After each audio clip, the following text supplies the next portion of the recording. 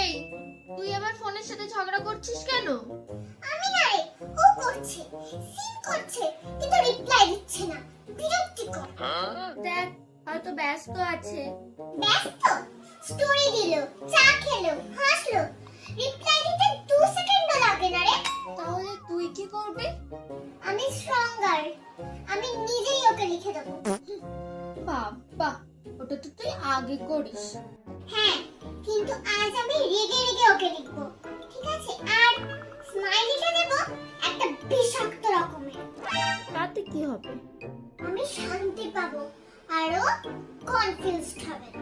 আচ্ছা, মানে নিজের মাথায় নিজেই হাতুড়ি। উফ, এটা সেলফ লাভ দিদি। ওকে, তাহলে তুই যখন এত বুঝিস, তাহলে আমায় ডাকিস কেন? যখন ঝগড়া হবে আমি কাঁদবো, তখন তুই কথা বলবি।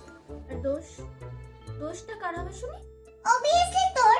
আমার দিদি বলেছে। একদিন তোর জন্য না আমাকে জেলে যেতে হবে, জানিস তো? তখন আমি ক্যাপশন দেব, best sister in the world. Guys, এমন ভিডিও পেতে চাইলে এখনই সাবস্ক্রাইব করো।